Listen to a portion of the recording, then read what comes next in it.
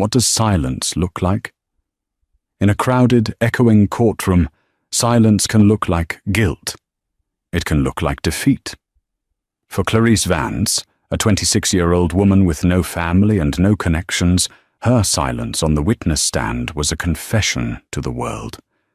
She sat mute as the prosecution dismantled her life, as her boss painted her as a thief, and as the jury declared her guilty. She was led away in handcuffs, a nobody, lost to the system. But in the back of that same courtroom, a man in $1,000 suit watched, not seeing guilt, but seeing a test that was about to unlock a multi-billion-dollar empire. Because Clarice's silence wasn't an admission, it was an audition. The New York County Courthouse on Center Street is a monument to consequence. Its stone floors, worn smooth by a century of anxious footsteps, smelled of old polish and stale coffee. On the 8th floor, in the sterile, fluorescent-lit courtroom 8-day, Clarice Vance sat at the defense table, feeling invisible. She was a ghost in a navy blue suit, the only one she owned, purchased from a thrift store for this very occasion. It was 2 sizes too large, and she swam in it. Her public defender, a perpetually exhausted man named David Harrison, was shuffling papers he knew were useless. "They're going to the jury, Clarice," he whispered, his voice rough. "This is your last chance. You take the stand, you show some remorse, you explain something. Right now, your silence is killing us." Clarice looked at him. Her eyes, a pale, washed-out blue, were devoid of tears. She was past tears. She had been on trial for 3 weeks, accused of embezzling $1.2 million from Thorne Analytics, the mid-level data firm where she'd worked as a junior accounts manager. Her boss, the charismatic and cruel Marcus Thorne, sat in the front row of the gallery. He looked impeccable, in a custom-tailored Xenia suit, his silver hair catching the light. He had spent the last 2 days on the stand, painting a masterful picture of a bright, troubled young woman he had taken under his wing, who had then betrayed him, using her access to siphon funds into untraceable offshore accounts. It was all a lie. A brilliant, intricate, and damning lie. "I have nothing to say," Clarice whispered back to Harrison, her voice dry. "But you're innocent," he'd hissed at her a week ago. "Does it matter?" she'd replied. And that simple, defeated question had hung in the air between them ever since. The evidence Thorne had fabricated was perfect. Emails she had supposedly sent, digital transfers authorized by her user ID, even a recorded phone call, a deep fake, Harrison had argued, to no avail, where her voice was heard discussing a transfer. She was a foster kid with a GED and 2 years of community college. He was a celebrated tech entrepreneur with connections all over the city. It was her word against his, and she knew, with the cold certainty of a life lived on the bottom rung, whose word would be believed. So she chose silence. She refused to participate in the theater. She would not beg. She would not cry. She would not invent a new story to counter his. If the world was determined to see her as a thief, she would not give it the satisfaction of a performance. Her silence was the only thing she had left that was truly her own. "The jury has reached a verdict," the bailiff announced. Clarice's heart didn't pound, it just sank. A heavy, cold stone dropping into an empty well. The 12 jurors filed in, their faces grim, refusing to make eye contact with her. Harrison placed a hand on her arm, a gesture of comfort that felt more like he was bracing himself. In the back row of the gallery, a man sat perfectly still. He had been there every day, never spoke, never so much as rustled a paper.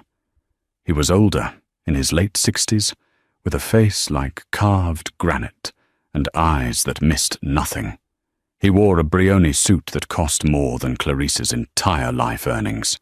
His name was Arthur Pendleton, and he was the only person in the room, other than Clarice and Thorne, who knew the truth. He watched Clarice, his expression unreadable, as the jury foreman stood. On the charge of grand larceny in the 1st degree, how do you find? Guilty. On the charge of wire fraud, how do you find? Guilty. On the charge of falsifying business records, how do you find? Guilty. A wave of murmurs rippled through the gallery. Marcus Thorne allowed himself a small, sad smile, a mask of vindicated grief. David Harrison dropped his head into his hands. The judge, a stern woman named Judge Maria Chen, looked at Clarice.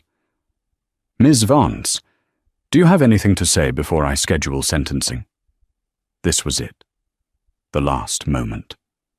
Clarice looked at the American flag hanging limply to the judge's right. She looked at the jury, who had just condemned her. She looked at Marcus Thorne, who had just destroyed her. And she said nothing. Her silence was vast. It filled the room, heavy and uncomfortable. It was defiant and broken all at once. Judge Chen sighed, a flicker of irritation crossing her features. Very well. Sentencing will be in 2 days. The defendant is remanded into custody. The bailiff moved toward her with handcuffs. The click of the metal was the loudest sound Clarice had ever heard. As she was led out, her gaze drifted to the back of the courtroom.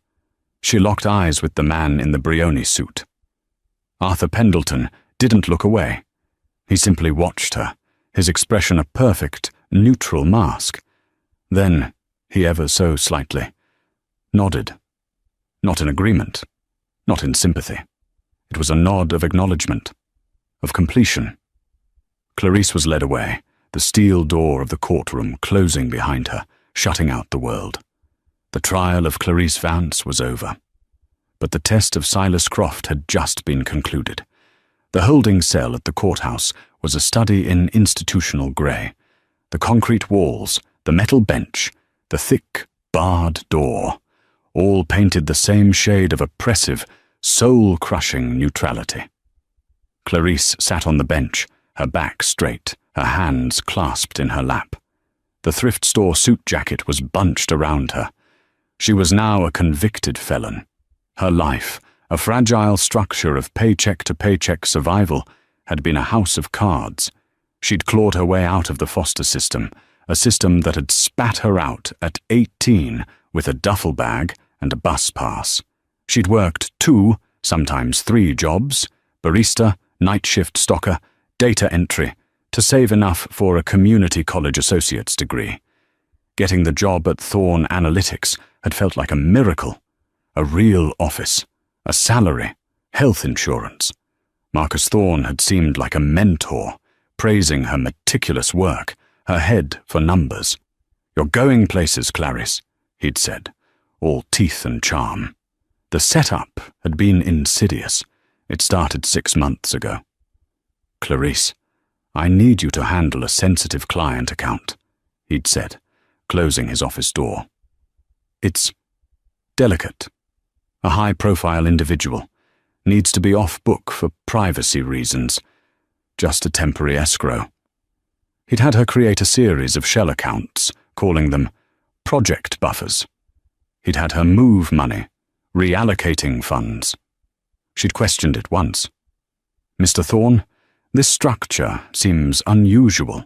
It's not compliant with our internal reporting. His smile had turned cold for a fraction of a second. Clarice, in the real world, we deal with real-world problems. Compliance is for the grunts. Your executive track. I need to know if you're a problem solver or just a box checker. She, desperate to prove herself, had become the problem solver. She'd checked the boxes he'd told her to check, and when the auditors, called in by Thorne himself, had discovered the $1.2 million discrepancy, every digital footprint led directly and solely to Clarice Vance.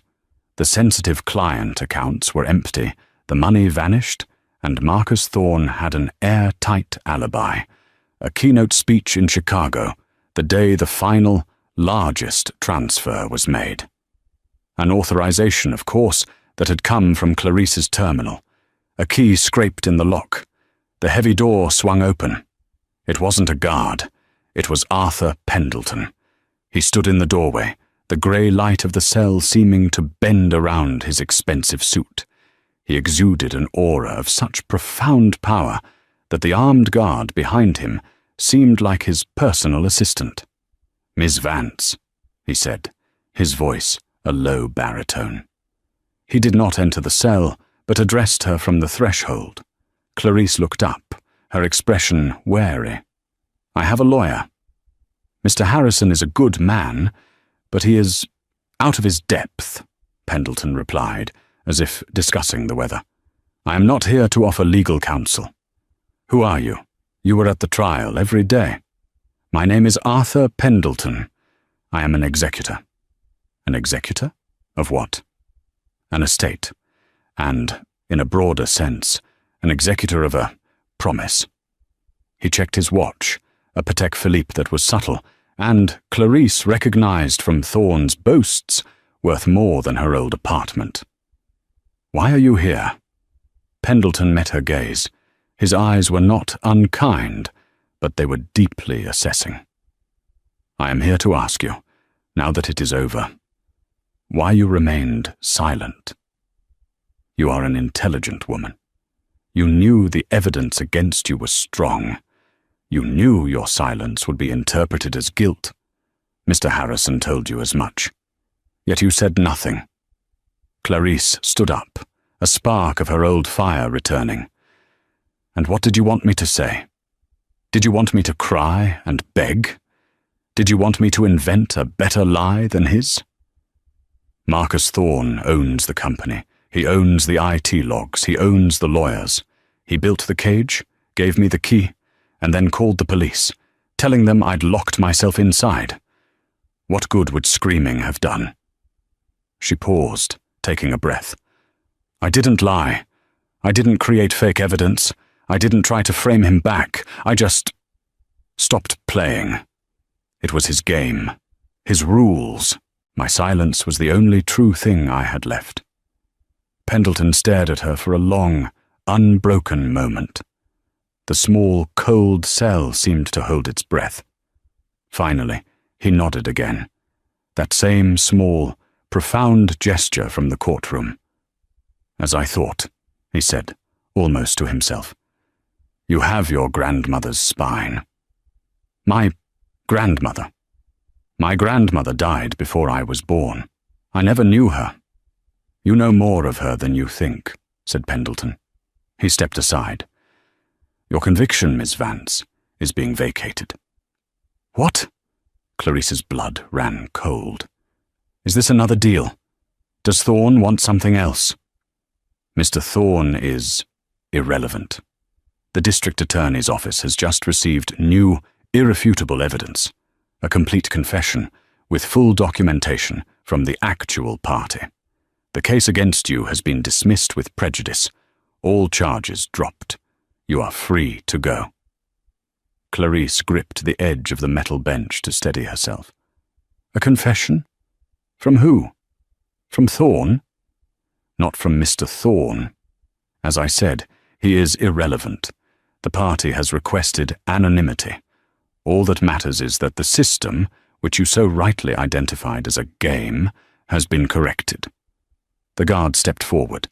"Ma'am, you're being released. You can collect your personal effects at the front desk." Clarice couldn't move. She was free. Just like that. The $1.2 million black hole that had swallowed her life had simply vanished. She looked at Pendleton, who was now walking away down the hall. "Wait," she called out. "Who are you? What just happened?" He paused, turning his head slightly. "A town car is waiting for you at the front entrance. It will take you to your apartment to collect your things. After that, your presence is required for a meeting." "A meeting? I don't understand." "You will, Miss Vance," Arthur Pendleton said, his voice echoing slightly in the corridor. My employer was very particular. He did not like to be kept waiting, and he hated liars. He turned the corner and was gone. Clarice was left in the echoing silence, a free woman who felt more captive to a mystery than she ever had in chains. The transition from the stale, recycled air of the courthouse basement to the crisp November air of lower Manhattan was a physical shock.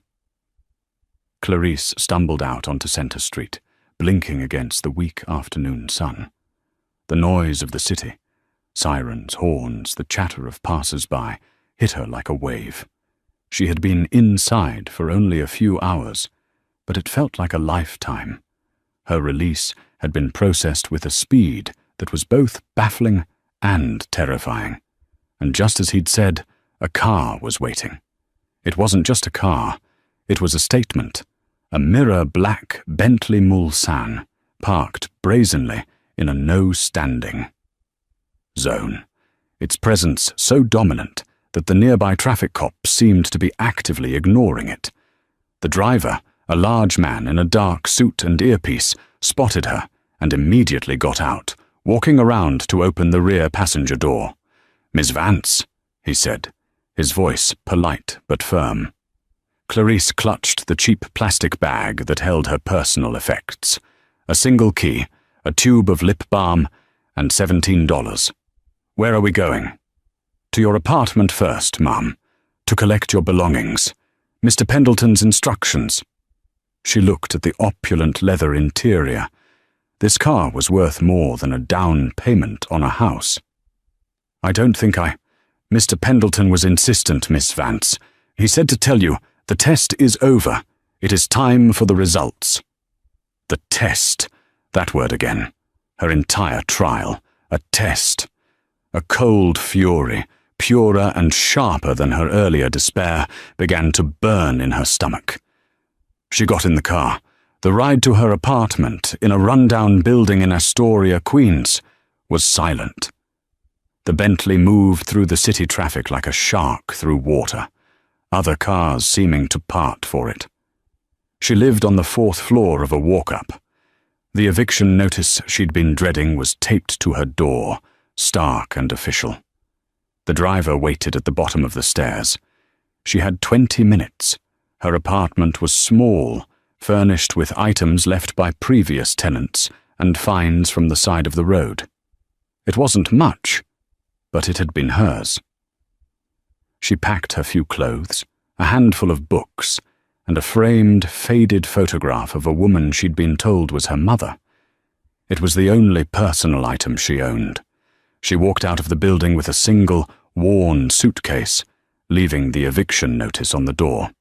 She was officially homeless. The driver took her bag, placing it in the trunk as if it were a priceless artifact. "Where to now?" Clarice asked, her voice hollow. "Midtown, Ma'am. The Croft Building." Clarice's mind raced. Croft. She knew that name. Everyone knew that name. Croft Enterprises was a hydra of a corporation with tentacles in global shipping, real estate, pharmaceuticals, and private equity. Its founder, Silas Croft, was a notorious recluse, a billionaire phantom who hadn't been seen in public in over 2 decades. He was the New York equivalent of Howard Hughes, a legend of wealth and eccentricity. The Croft Building was a spear of black glass and steel on Park Avenue, a monument to vertical power. The Bentley pulled not into the public entrance, but into a private, subterranean garage, the gates sliding shut behind them. Arthur Pendleton was waiting for them at the elevator bank. "Ms. Vance. Good. You're punctual." "I want answers," Clarice said, her voice shaking slightly. From anger or cold? She wasn't sure. "What was that in court? Who are you? And what does Silas Croft have to do with me?" "All your questions will be answered," Pendleton said, pressing a key into a private elevator lock. The button for the penthouse lit up. "The reading of my employer's last will and testament is scheduled to begin in 10 minutes. We must not be late. His last will? Clarice's heart skipped. Silas Croft, he's dead? Mr. Croft passed away peacefully 3 days ago, at the age of 91, Pendleton said, his voice betraying no emotion. His instructions were very clear. His will was not to be unsealed or read until the conclusion of your trial. The elevator doors opened onto a space that was less an office and more a palace in the sky. The walls were glass, offering a 360-degree, godlike view of Manhattan. The room was dominated by a single, massive mahogany table, polished to a mirror shine. And at the table sat the vultures, as Silas Croft had affectionately called them. There was Seraphina Croft Blackwood, Silas's niece, a severe woman in her 60s, with diamonds at her throat and a face tight with avarice. Beside her sat her brother, Julian Croft, a man in his late 50s who looked like he'd been pickled in expensive brandy. They were flanked by a team of shark-like lawyers from the white shoe firm of Sullivan and Cromwell. When Clarice and Pendleton entered, the room fell silent. Seraphina looked Clarice up and down, her lip curling in a visible sneer. "Arthur," Seraphina snapped, her voice like cracking ice. "We have been waiting. And what is this? Is this the catering staff? I specifically said no refreshments." "This," Pendleton said, pulling out the chair at the head of the table, directly opposite his own, "is Miss Clarice Vance. She is here at the explicit written request of Mr. Croft." Clarice, clutching her thin coat, sat down. She felt like a stray dog in a lion's den. The Croft lawyers began whispering furiously to each other. "A Vance?" Julian slurred slightly. "Don't know any Vances. Is she from the foundation? Did Uncle Silas leave a last-minute donation to the... what is it? The Home for Wayward Kittens?" "Be quiet, Julian," Seraphina hissed. "Arthur, this is highly irregular. This is a private family matter." "On the contrary, Seraphina," Pendleton said, placing a large leather-bound document on the table and unfastening the clasps.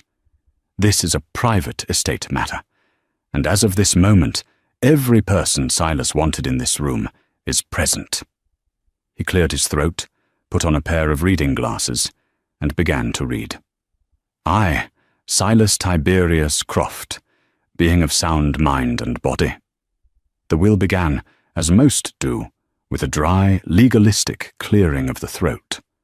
Arthur Pendleton's voice was a steady drone, outlining small bequests to long-serving staff, donations to the Metropolitan Museum of Art, and the full funding of a new research wing at Mount Sinai Hospital. Seraphina and Julian Croft looked monumentally bored. This was the preamble, the tedious noise before the real music. They were waiting for the good part, the distribution of the primary assets, the real estate portfolio, the art collection, and most importantly, the 51% controlling interest in Croft Enterprises. Clarice sat in a daze. The scale of the wealth being discussed was abstract, like astronomy. He was giving away billions as a warm-up. "To my niece, Seraphina Croft Blackwood," Pendleton read, "I leave my collection of 18th century porcelain figurines in the hope that she may learn to appreciate things that are beautiful, silent, and entirely hollow." Seraphina's face went white. A small, strangled sound escaped her. "And to my nephew, Julian Croft, I leave a lifetime's membership to the New York Athletic Club and a monthly stipend of $5,000 to be contingent upon his verified, continuous sobriety. If he fails, the stipend is to be replaced by a one-time gift of a very fine bottle of 1945 Romanée Conti, which he may use to drink himself into a long-overdue oblivion." Julian's face purpled. The nerve. "Arthur!" Seraphina shouted, slamming her hand on the table. "This is a joke. He was senile. This is absurd." "It is a validly executed holographic will, signed witnessed and notarized Serafina. He was in full command of his faculties, Pendleton said calmly, and he was not finished. He turned a page. Now, for the main body of my estate. The remainder of my holdings, including all cash assets, all real estate, domestic and international, my complete art collection, and my 51% controlling interest in Croft Enterprises, I leave in its entirety to one person. The room was so quiet, Clarice could hear the air moving through the vents. Serafina was leaning forward, her eyes wide, a twisted smile forming. She clearly thought this was a final, dramatic flourish before naming her. Pendleton looked up, directly at Clarice. I leave everything to Ms. Clarice Vance. The words hit the room like a bomb. For a full 10 seconds there was no sound at all. Then Serafina erupted. It was not a scream. It was a shriek, a sound of pure primal rage. Who? Clarice Vance! Julian sputtered, pointing a shaking finger. Her! It's a trick! She's a fraud! Arthur, you've been compromised. This is elder abuse. He's not finished, Pendleton said, his voice rising, cutting through the chaos. He held up a hand. Mr. Croft included a final, personal addendum. He asked that I read it aloud. He cleared his throat and read, his voice now taking on a new, more personal tone. It was as if Silas Croft himself was speaking in the room. To my family, you are a disappointment. You were born on third base and think you hit a triple. You value nothing because you have earned nothing. You have been waiting for me to die for 30 years. I have decided to make you wait a little longer. You will not see a single dollar of my real money. To Miss Vance, you do not know me, but I have known you your entire life. Your grandmother, Eleanor Hayes, was the only woman I ever loved. My family, the same collection of leeches sitting before you today, deemed her unsuitable.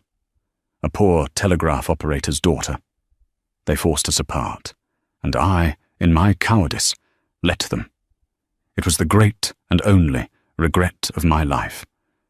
I married for status, and lived in a prison of my own making. Clarice's head was spinning. Eleanor Hayes. That was the name on the back of the faded photograph in her suitcase. I lost track of Eleanor after she married another, Pendleton continued reading. I only found out years later that she had a daughter, your mother, who passed away so young. And I found you, a baby already lost in the state system. I am ashamed to say I watched you from afar. I could have intervened. I could have plucked you from that life. But what would that have proven? That money can buy anything. I had already learned that lesson. I needed to know if she was still in you. If Eleanor's strength, her integrity, her core of steel had passed to you. I saw you get a job at Thorne Analytics, a company I own through 3 layers of shell corporations. I saw Marcus Thorne, a man I keep on the payroll specifically because he is a moral vacuum, begin his pathetic little scheme to frame you. Clarice stopped breathing. So I decided to conduct a test. I gave Thorne the rope, and he, predictably, used it. I instructed my people to build the perfect, unwinnable case against you. I wanted to see what you would do. Would you lie? Would you fabricate your own evidence? Would you, as the district attorney offered you, take a plea deal to falsely testify against Thorne's superiors? Would you, in short, become them to save yourself? But you did not. You sat in that courtroom, and you faced the abyss with nothing but your own stubborn, magnificent integrity. You refused to lie. You refused to play the game. You chose to lose everything rather than forfeit the one thing that matters. In that courtroom, you were silent, and your silence was the loudest, most beautiful sound I have ever heard. It was the sound of your grandmother. It was the sound of character. The trial, Miss Vance, was your inheritance. You passed. The fortune is merely the paperwork." Pendleton looked up. Clarice was weeping, silent tears streaming down her face. Serafina and Julian were ashen-faced, statues of apoplectic shock. "The entire conviction was a fabrication," Clarice whispered, the full, monstrous weight of it hitting her. "The evidence. The guilty verdict." "The guilty verdict was the final part of the test," Pendleton said, closing the binder. "Silas needed to see you at the absolute bottom, when you had lost everything, when you were found guilty and a bailiff was approaching you with handcuffs. He needed to know that even then you would not break. You would not curse the judge. You would not scream. You would remain you." The order to vacate the conviction was already signed by the district attorney, who is a personal friend of the Croft estate, before the jury even read the verdict. The new evidence was delivered to his office the second the gavel fell. You were never, ever going to spend a single night in jail. Mr. Croft was an eccentric, Miss Vance. He was not a monster. "This is insane," Julian whispered, finally grasping it. "He put this child through a fake criminal trial? For money?" "No, Mr. Croft," Clarice said, finding her voice. She stood up, wiping her face. Her voice was shaking, but it was clear. "He put me through it to prove I wasn't you." She looked at Serafina's enraged, diamond-encrusted face. She looked at Julian's weak, trembling pout. And then she looked at Arthur Pendleton. "Mr. Pendleton," Clarice said. "What happens now?" Arthur Pendleton allowed himself the smallest, briefest of smiles. "Now, Miss Croft, we get to work."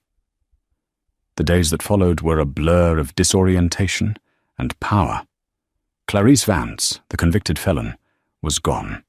In her place was Clarice Vance Croft, the sole heiress to an empire worth an estimated $38 billion. The media firestorm was immediate and blinding. Tabloid reporters, led by a particularly bloodthirsty journalist named Brent Paxton, swarmed her. The story was too perfect. "From cellmate to Cinderella," screamed the New York Post. "The billionaire's secret test," bellowed the dailies. Clarice was moved by a discreet and highly trained security team from her old life into the penthouse of the Croft building, Silas's former home. It was a sterile, silent space, a 10,000-square-foot mausoleum of glass, steel, and priceless, untouchable art. From her windows, she could see all of New York, yet she had never felt more isolated. The first few days, she did nothing but sit on a $100,000 sofa and stare at a genuine Mark Rothko painting, a vast canvas of swirling, moody reds. She was rich, she was free, and she was furious. "He played with my life," she said, her voice echoing in the vast room. Arthur Pendleton, who was now her chief advisor, chief of staff, and seemingly her only link to reality, was sitting opposite her, nursing a cup of tea. "He secured your future," Pendleton corrected gently. "He let me believe I was going to prison. I was fingerprinted. I was put in a cell. I heard a jury call me guilty. Do you have any idea what that does to a person?" "He had to be certain," Pendleton said, his face unreadable. "A fortune this size is not a gift. It is a weapon, a burden, and a target. He had to know you could carry it. He had to know you wouldn't be them." Them. Serafina and Julian. They had not gone away quietly.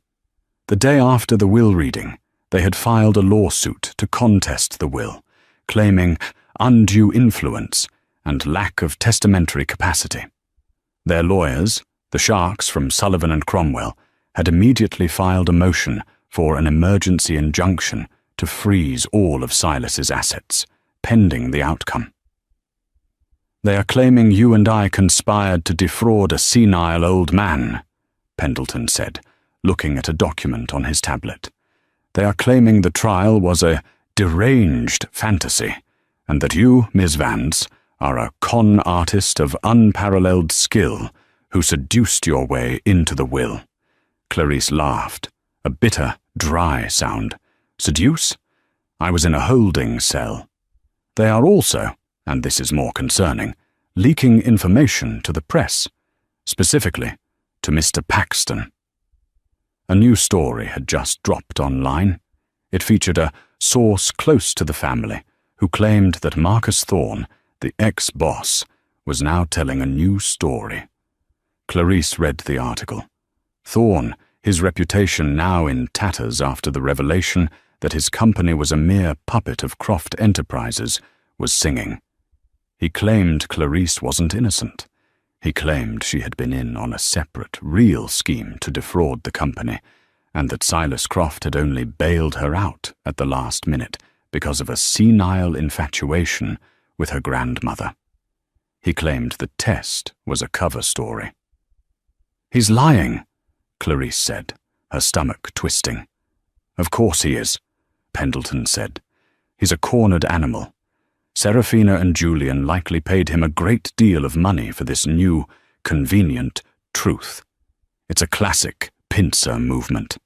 They attack the will in court and attack your character in the press. They hope to make this so ugly, so public, that you will be forced to settle. Give them a few billion to go away." "And will I?" Clarice asked. "That is for you to decide. You are the sole signatory on the estate." Clarice looked out the window. Down below, the city moved, tiny cars and tiny people, all blissfully unaware. She thought about her old life, the dread of the first of the month, the constant grinding fear of a single unexpected expense, a broken-down subway, a dental emergency, and she thought about the trial, the feeling of absolute powerlessness. "No," she said, turning from the window. "I won't settle. He put me through that fire for a reason. He wanted to know if I had a spine. He's about to find out." Her voice had changed. The wavering, hollow tone was gone. In its place was something cold, hard, and sharp. It was the sound of a CEO. "Arthur," she said, "call a full emergency meeting of the board of directors of Croft Enterprises tomorrow morning. I want Serafina and Julian there. I want the entire executive committee. And I want Marcus Thorne." Pendleton raised an eyebrow. "Mr. Thorne is no longer an employee. He has no standing. He is a material witness in a lawsuit against the controlling shareholder. Get him a subpoena. Make him attend via video link if you have to. I want him in that meeting. May I ask what you intend to do, Miss Vance?" Clarice walked over to the vast, empty desk that had been Silas's. She ran her hand over the smooth, cool wood. "Silas tested my character. Now I'm going to test my power. I was silent in court because I had no other choice. But in that boardroom, I am not going to be silent." The boardroom at Croft Enterprises was on the 80th floor, 2 levels below the penthouse. It was a vast, intimidating space, dominated by a table that looked like it had been carved from a single ancient tree. The view was, as always, spectacular. The board members, 10 of the most powerful and ruthless individuals in New York finance, were already seated. They were Silas's old guard, men and women in their 60s and 70s, all of whom looked at Clarice with a mixture of curiosity, pity, and naked skepticism. This was the child who had inherited the kingdom? Serafina and Julian were at the far end of the table, flanked by their lead attorney. They looked confident, almost smug. They believed this meeting was their opening salvo in a long, drawn-out war. They believed Clarice had called them there to offer a settlement. Arthur Pendleton sat at Clarice's right hand. Clarice herself took the seat at the head of the table, Silas's seat. She was wearing a simple, custom-made black dress, her hair pulled back. She looked young, yes, but she no longer looked like a victim. "Good morning," Clarice said. Her voice, aided by the room's advanced acoustics, was clear and steady. "Thank you for coming on such short notice. I know there are questions about the recent transition. I am here to answer them." "Ms. Vance," Serafina's lawyer began, "my clients have filed a legitimate legal challenge. This meeting is improper." "Your challenge is noted, Mr. Heiress," Clarice said, cutting him off cleanly. "But as of today, I am the sole, voting, controlling shareholder of this company. This meeting is not improper. It is a directive. Please sit." The lawyer, stunned at being so easily dismissed, sat. "We have a problem," Clarice continued. "We have a lawsuit that is a distraction, and we have a former employee, Mr. Marcus Thorne, who is making slanderous, damaging statements to the press, in concert with members of this very board." She looked directly at Serafina, who glared back. "Mr. Pendleton, please bring Mr. Thorne into the meeting." A large screen on the wall flickered to life. Marcus Thorne appeared, sitting in what looked like a lavish home office. He looked startled, as if he'd been expecting a one-on-one call. "Mr. Thorne," Clarice said, her voice friendly. "Thank you for joining us."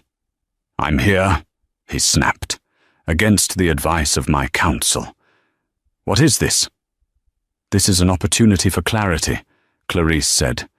"You've been telling the press that my test was a cover story, that I was, in fact, guilty of a different crime. Is that correct?"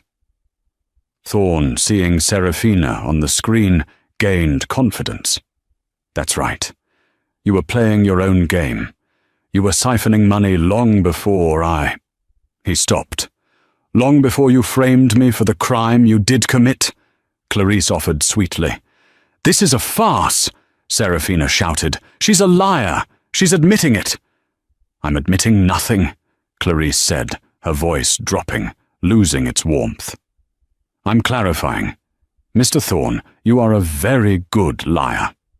Your lies in court were almost perfect, but you're not a very good accountant." Thorne's face froze. "You see, when you gave me access to those off-book escrow accounts, you forgot that I'm meticulous. You forgot that I was a data entry clerk before this, and my job was to see patterns. I kept a private log, a backup." She motioned to Pendleton. He tapped a key on his laptop. The large screen split. On one side was Thorne. On the other, a complex spreadsheet appeared. "This," Clarice said, "is Mr. Thorne's real side hustle, not the $1.2 million he framed me for. That was pocket change. This is a 5-year, $40 million scheme, siphoning money from Croft Enterprises' own R&D budget into a shell company in the Cayman Islands, a company called Seraphim Holdings." Serafina Croft Blackwood's face went a shade of grey Clarice had only ever seen in the courthouse holding cell. "Seraphim," Clarice mused. "Like Serafina. That's rather poetic, don't you think? You weren't just framing me to cover your tracks, Marcus. You were framing me at her direction. A neat little 2-for-1. You get to cover your own $40 million theft, and she gets to eliminate a potential rival to the throne she didn't even know existed yet. She just knew Silas was watching me, so she had you get rid of me by sending me to prison." The boardroom was utterly silent. The other board members were staring, horrified at Serafina. This is slander," Serafina whispered, her voice high and thin. "Is it?" Clarice asked. "Mr. Thorne, you'll find that my private log, including the 4:05 p.m. email from March 12th, where you accidentally CC'd me on a wire transfer confirmation to your partner in the Caymans, has been in the possession of the SEC and the Southern District of New York for approximately 1 hour. Mr. Pendleton arranged the delivery. On the screen, Marcus Thorne's face had collapsed. He was a ruined man. I was silent in court, Marcus, because my public defender told me not to muddy the waters. He said your $40 million fraud was a separate case. It wasn't relevant to the $1.2 million I was on trial for. He said we couldn't prove it. Clarice leaned forward. But I'm not in court anymore, and I don't need a public defender. I am the proof. I am the sole shareholder of the company you both defrauded. She looked at Serafina. Your lawsuit is dismissed. You will renounce all claims to the estate, or the full weight of Croft Enterprises will join the SDNY in a criminal prosecution against you and your brother, who I'm sure was a knowing beneficiary. Julian looked like he was about to be sick. You're out, Clarice said, her voice flat. Both of you. Your board seats are rescinded. Your access to all Croft properties is revoked. Security will see you out. Serafina stood up, her entire body trembling with a rage so profound it was silent. She didn't speak. She just stared at Clarice with eyes full of hatred. Then, she and a weeping Julian were escorted from the room. The screen with Marcus Thorne went black. He had, presumably, gone to find a lawyer. Clarice turned back to the remaining, stunned board members. Silas Croft tested my character, she said, her voice quiet again. Today you have all seen it. My apologies for the theatricality. But I believe in clarity. Croft Enterprises is no longer a den of thieves. It is not a personal piggy bank. It is a business, and I am its owner. She stood up. I have a great deal to learn, and I will. But know this, I do not lie, and I do not tolerate liars. The games are over. She walked out of the boardroom, leaving a room full of the most powerful people in New York, sitting in stunned, respectful silence. In the 6 months that followed, Clarice Vance Croft remade the empire. But she did not remake it in Silas's image or her own. She remade it in her grandmother's. Her first act as CEO was not a hostile takeover or a corporate restructuring. It was a phone call. She found David Harrison, her old public defender, working late in his cluttered, fluorescent-lit office. She walked in unannounced, and he nearly fell out of his chair. Ms. Vance? Croft? Your Highness, he'd stammered. Mr. Harrison, she said, smiling, you've redecorated. That night she wrote him a check. Not for him, but from him. She established the Eleanor Hayes Foundation for a Just Defense, with an initial endowment of $500 million, its sole simple mission to provide top-tier, private legal defense, the kind of defense only billionaires can afford, to any public defender-represented client in New York City who was facing a plea deal for a crime they insisted they did not commit. She partnered with real-world organizations like the Innocence Project and the Legal Aid Society, pouring money into DNA testing, forensic accounting, and investigative journalism. She didn't just throw money at the problem. She was at the Foundation's office 3 days a week. She read the cases. She remembered the faces. She had been one of them. She was the only person in the world who had sat on both sides of the table, the accused and the accuser. The press, led by a now chastened Brent Paxton, who had become her most fawning admirer, changed their tune. Cinderella was dropped. They started calling her the Iron Heiress. She was ruthless in her new life. She liquidated Serafina's beloved porcelain figurines and Julian's wine collection, including the 1945 Romanée Conti, and used the proceeds to build a state-of-the-art rehab facility in Queens, which she named after Julian, in honor of his struggle. She found Marcus Thorne. He was awaiting sentencing, his life in ruins. She visited him not in a holding cell, but in a sterile lawyer's conference room. He looked at her, defeated. "Come to gloat." "No," Clarice said. "I'm here to offer you a job. When you get out." "What?" "My foundation. I need an advisor on white-collar crime. Someone who knows exactly how the corrupt system works, how to spot a fake ledger, how to build a perfect, fraudulent case." Thorne stared at her. "You're serious?" "It's a test," Clarice said, a small, cold smile playing on her lips. "I've become rather fond of them. It's your one chance at redemption. Or you can rot. It's your choice." Her final loose end was Serafina. She had vanished from New York society.